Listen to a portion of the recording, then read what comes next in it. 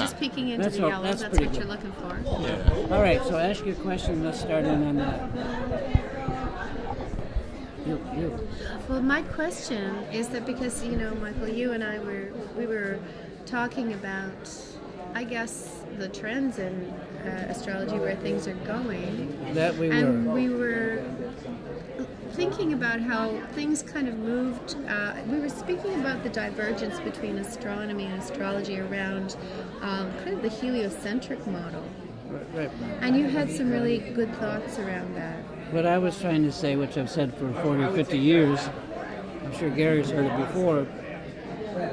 You did a lot of work in helio. Totally. You started out in helio. I didn't start out in helio. But it was really I started early. it out. Yeah. Seriously. I mean, there were astrologers who did it, but they just did geocentric astrology with a heliocentric chart. They didn't really understand it and never were empowered. So Copernicus pointed out really clearly that everything does not revolve around us.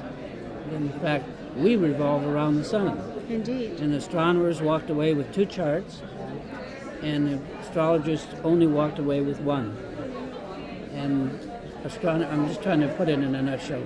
Astronomy and botany are the oldest academic disciplines, and astronomy pays well and is a right livelihood, all of that stuff. Astrologers have struggled along. We had 30,000 customers over the time that Matrix was. I don't know how many will repeat, but that's just the number. And almost to a man and a woman, most of them were struggling to live. Yes. Not a right livelihood, and they were frowned upon, and they felt not appreciated by society. And my response to that is, don't wait for astrology. I mean, for society to accept you. You're not doing something that society needs, so that you would be respected and well paid. And so that was the basis we started talking about. That's right. And I was curious about sort of that. Obviously, I've studied, in Nova Scotia, we had a wonderful helio astrologer by the name of Dorothy Willis. Don't know her. She used it for, her specialty was weather astrology. And she wrote for the Mercury Hour. And that's a different kind of astrology. Indeed. And she did work for she did some work for the Farmer's Almanac also in terms of weather prediction. And she passed, and dear Axel frog marched me down to see her. He made no bones. He said, "Get your butt down there and meet that woman or else." And thank goodness, because it was only some months later that she did pass. Caroline. No, that was... her name was Dorothy Willis. She went by Dot. Yeah. Out in Three Fathom Harbor, out in the middle of nowhere in Nova Scotia. We're talking right about down the road. Weather. The one almost all of my astrology, I taught myself. I love people like Charles Jane and Michelle Goldman and all of them, but I didn't learn anything from them other than some techniques that I didn't end up using. Oh. But the one astrologer in the world that I actually revealed things to me was Theodore Landscheid. I think Dr. that Landscheid. Theodore Landscheid. Yeah. He was a Supreme Court Justice of Germany. Crikey. Yeah, and I sent him, and you'll understand, I sent him his first computer in late 70s, which was a Commodore PET. All of his weather research, this is why I'm bringing it up, was done on that computer. And he came to our centers and stuff, but he has a little book called Cosmic Cybernetics. Right, where he names the galactic center. Not so much that, it's more... And I know what the Cosmic Cybernetics, but I mean, that was one of the things, in that era, in the late 60s and early 70s, it was actually 72, we used to bring him into New York to speak at the New York Astrology Center. Really? Yeah, and at that point, that's when he introduced the concept of the galactic center. Oh, gosh. And nobody had really understood it. Well, Jane and Charles Harvey, were pretty early into that. Right? Yeah, but Landscheid... Jane was always at Landscheid's lectures. I'm sure he was. He was always there. Because he was, Anyway, he's the person that I learned the most from, but in a very narrow range, but still. And he's not the easiest person either. So, Often, and not the warmest person. well, often true Very intellectuals. Germanic. Yeah, Very often, Germanic. often true intellectuals. They spend a lot of time kind of up in their minds, and not a lot of time learning how to be the fragrant grease. Well, so this it is can true. be challenging, but typically very much worthwhile. And another person was a very good theoretician is Roger Elliott. Yes. And he appeared like a buffoon. He would do crazy stuff, and He would do crazy he things. would do crazy things, but he was very cogent and He knew his realistic. stuff. Yeah, He knew his stuff. He knew his stuff. And Was he also of New York? no, he's from Great Britain. Oh, he's But British. He Oh, died okay. early of a heart attack, and it's a huge loss to all of us because. And I should do something for him write something about him or something. But I'd be very grateful to read it, because he's one who is not known to me. Oh yeah, he was very big in the AA in that time, and he was a good technician. Well, Charles Harvey was one of my favorite people. He's so much better person than I ever could be. Did you know him much? When I went to Britain one time, Charles Harvey and Michael Gardner, was it Michael Gardner, the big point guy? Yeah. Corralled me, right? Brought me into this building. They met me in London, and they sat me down, and they started grilling me about Dane Rudger. Do you like Dane Rudger? Do you follow Dane Rudger? And I'm like, no, I don't follow Dane. Dane's okay, but he writes too many books, and he doesn't get too deeply into things, and I don't give a shit about the degree things that he was working on, and the lunation cycle is a great idea, but, and they were like, okay, great, thank God, because, we can't handle these guys coming in doing very, very, easy astrology. We need to see more midpoints coming on. We want to see more technical things coming in. Charles was writing the book Mundane at that time with those guys. And I was impressed with it, but I was also intimidated at the same time because, it's like, they were like, you better give us the right answer, kid, or else we're not going to give you the time of day. Oh my God. No pressure. No pressure. Okay, so I'm going to pick your brains, But he Gary. did it. But Charles Harvey did a very good thing because so many people in astrology have passed through, died, and used astrology and left no legacy. And astrology needs funds. They need trust funds and stuff. And, starting that Urania Trust, over the years, nobody plundered that money, and they've actually been doing very good things with it. Very good. And that's an important thing. Anyway, I agree. I'm sorry. Well, so I would like to pick your brains about Helio. So I will confess my ignorance. I know just enough to pass the exams. So I remind everyone, it's now 4:56, so do all your shopping. We're going to wrap up by 6:15, and we're going to close out of here by 6:30 sharp. All right, thank you very much for shopping, and have a wonderful night. So I know enough Helio to pass the exams, but I haven't used it in anger in my practice, and I would be really curious to know what your view is on Helio, and what are some useful applications of it in modern or in astrology, like with clients. Is there a merit to it? Does it have an application? Like, Well, what's first, the so what factor? The first thing that you have to understand with Helio is you really can't mix it up with Geo. No, There right. were a lot of astrologers in the Midwest during the 70s and early 80s, and they were just like mixing apples and oranges all over the place. Using geocentric techniques on here. Geocentric techniques onto heliocentric charts and stuff. And to me, it's just like they're separate systems.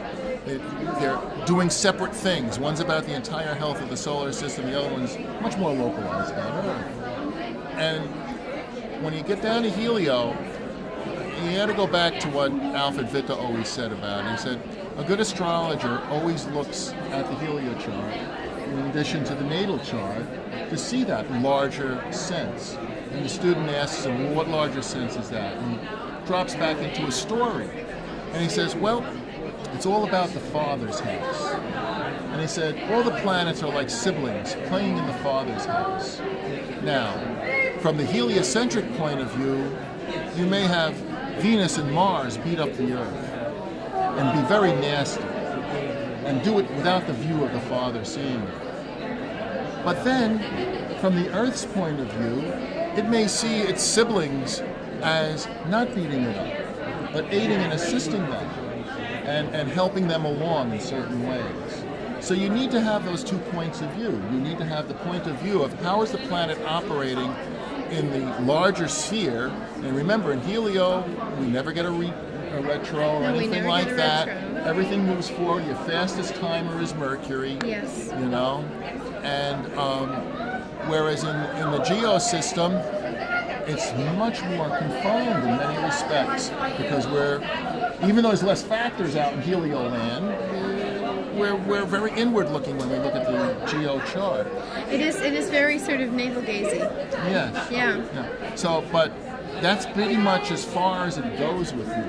Thank you. The weather aspects of it and stuff like that are all critical. I think Schofield got his PhD thesis by studying conjunctions of the Sun and Saturn and oppositions of Sun and Saturn over a 1,500-year period, and going on with the geology department, got weather changes. In other words, he has good documentation that when the Sun opposes Saturn, the temperature in the Earth drops about 1.5 degrees for 3 days. And it holds up over a 1,500-year study. And he said, they loved it. The geological guys loved it and all this other jazz. And he was working with the woman, the Gaia hypothesis woman. There was the one guy, Lovelock, and the female woman that worked with him. But her work was called the Gaia hypothesis? Yeah, the Gaia hypothesis. Okay, so we can find that they won that. Yeah, James Lovelock did the work, but she was the part in it, and he was doing her classes at Amherst. And the minute she died, they got rid of Bruce because that's it. We don't want this stuff in the school any longer. But the geology department really raved about his work. They had no bias. No, they were scientists. Yes. Yeah, because they say sometimes that science is the last great religion. You know, it's Well, I wouldn't nice. say it's the last religion, and I wouldn't say it's that great a religion. But that sense of we're going to throw out that which does not fit our present worldview. Einstein suffered it. Well, the whole reason I did the whole reason I've come up with the symmetrical astrology stuff is because astrology needs a philosophical background. Rob had written an article that we all contributed to way back in the early 80s called Astrology is a Revolutionary Science. It's on the website. I've always reprinted it. In it, we take religions and divide them into 2 classes. Type 1 being the older styles of religions, Buddhism, polytheism, the gods of the ancient world, etc. And astrology's in that class, in the natural form, right? And then the type 2 type of religion would be the more modern monotheistic religions. Okay. Right? And the difference is that the monothéistics believe in a beginning and an end of time. The type 1 religions believe there's no beginning or end of time. That the self is integrated into the universe, where the type 2s believe that the self and the universe are 2 different things, and you've got to talk to God instead of be with God, that sort of stuff. And the thing is about scientism is that astrology is science's original sin, because science. I do like that. Well, science condemns astrology a priori, without any testing whatsoever. Just because the magical system is going to make them look good in the church's eyes, essentially. So, and you understand something. Something like the Enlightenment couldn't occur in any strong religious situation. You needed to have the Reformation so that the Enlightenment could crack out of the orthodoxy of the church. And what did they do? They built it on astrology. They condemned astrology. That got the church off their backs, right? Because they were doing something good for those guys. They said they'd only stay in the secular realm, and they have. But scientism really believes that the universe is not alive until we prove it. And they're going to continue to treat the Earth and the universe as if it's dead until it is. Until it is. I think we wandered away from heliocentrics. Yes, I know. We did, we really but did wander away it was a from fun walk heliocentrics. down a bit of a twisty It was path, interesting. wasn't it? Yeah. But it's that whole idea that, you get this idea that scientism itself becomes a problem. Becomes a problem. And we're all living with the problems. And astrology actually is, if we become correct, like Michelle Gauquelin's work, that becomes correct, right? And that sort of stuff. That's why they can't deal with it. It means that the entire premise goes away. Anyway, So you're right. We wandered very So far. what is your view, Michael, of the practicalities of heliocentric astrology for the practicing astrologer? I think that the geocentric chart is a chart of our personality, our self, our conditions in which we're embedded. But I think, and our karma. And our karma. But I think the heliocentric chart is basically a chart of the ongoing, what I call vasanas, traces and karma, deeper karma, that is going to manifest again and again and again, according to the Tibetans, in various rebirths. So, in essence, I think that the heliocentric chart represents the tribe that we belong to. That's really interesting. I call it the Dharma chart because it represents the path that we will continue to take after we burn off this life persona, or the next one. The Buddhists believe that, I am Buddhist. too, that the persona is lost at the end of life. Hindus believe in reincarnation. Buddhists believe in rebirth. In rebirth, what is called the Alaya Vijnana, which is also called the Alaya consciousness or the storehouse consciousness, is almost a random collection of art. It's like this. It's totally recording everything. And that it moves faster. It moves on where it lasts long enough for us to have a rebirth, and in rebirth we then draw around ourselves from our next situation, our next parents, our next genes, a whole new personality, not like Michael Erlewine, but like Michael Erlewine's deepest unsatisfied karma, desires, and so that because of that, because the heliocentric chart is much more long-lasting, and the Alaya Vijnana is supposedly lasts until we completely reach enlightenment, whatever that is, at which time it is clear. So, in my life, and I've spent 40, 50 years studying this, with maybe hundreds of thousands of charts, maybe not that many, but the idea is that the Dharma chart is a whole chart pattern. It doesn't matter what sign it's in, it doesn't matter which planets are at which point, but it's a whole chart pattern like the Grand Cross, the G Cross, Ptolemaic whole patterns, or wedges. And I've gone through and tried to dumb it down and make tarot cards for ways of people learning this, but I always look at the helio chart first, and often I never get to the geo chart because the helio chart is so satisfying in terms of what we search for in the geo chart, trying to get deeper.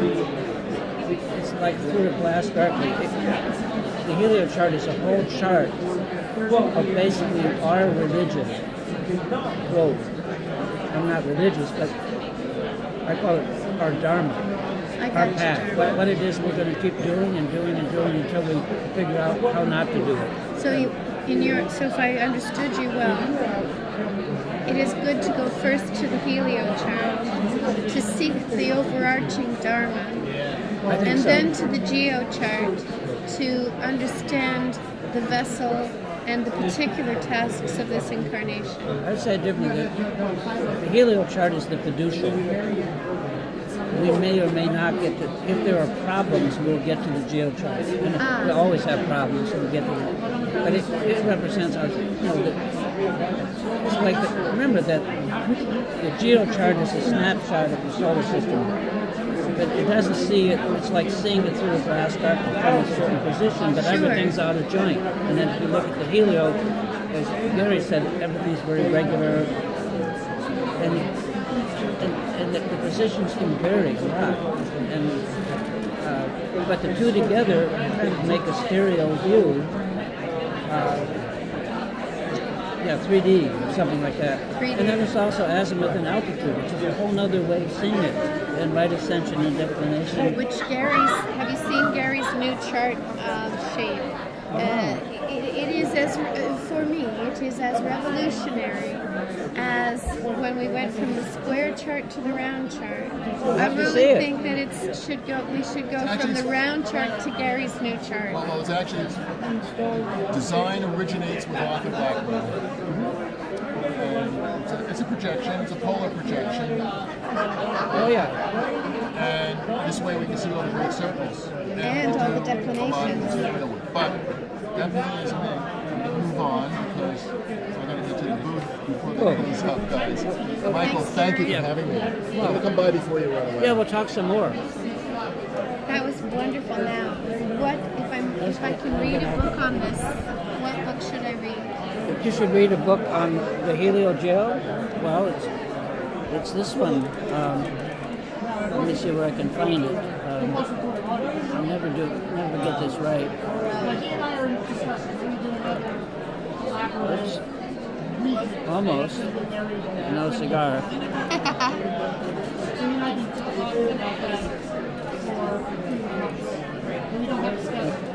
Got to hear him talk on this morning.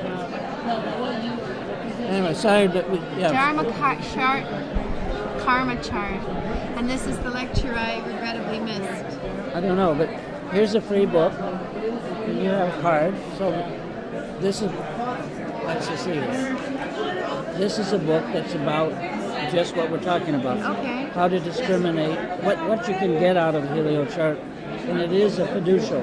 It is the primary chart because it's the mother chart, because it's the solar system of which the Earth's view is just one of many views in it.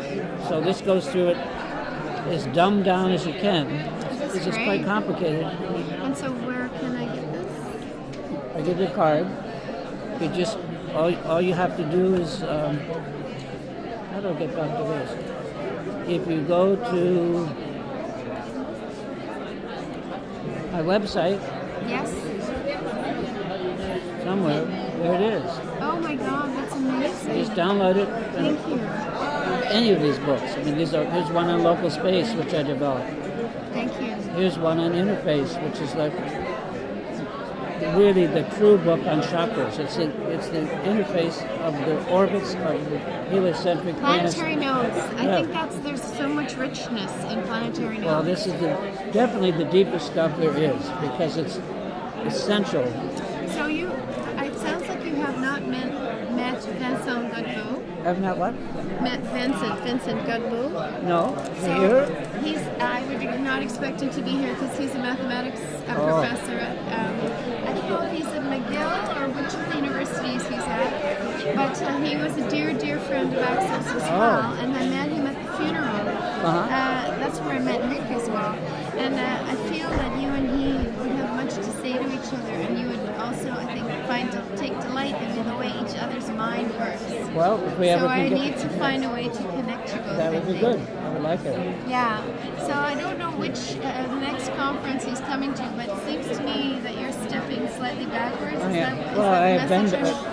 I'm stepping forward right now, but I'm not interested in traveling much. I got you. So we do a lot. We're doing more and more by this magical thing called Zoom, where we're connecting through the internet, but it's a more reliable interface than Skype. And also, you can see the face of all of the participants all at the same time. Well, maybe you could hook us together on that. I'd really like to do that. Something like that. Okay, so I'll talk to Vincent when this is all finished. And if I may, if you'd allow, I'll reach to you and try to set something out. Yeah, I'm easy. That would be great. And he would, of course, just as I appreciated hearing you speak about Axel, and he misses him very much as well. So, yeah, it's an elite club. It really is. I do feel pretty privileged to be part of it. Yeah, you were. That's great. Yes, sir. Well, cool. Any other things? No, sir. It's just been a real privilege to meet you. Yeah, I've followed your work for years, and I'm very grateful to have this opportunity. Good. Well, maybe I'll see you more over the weekend. I would enjoy that. All I'm going to Thank you very much. close this up. May I take a couple of these? All you want. I got 1,000 of them.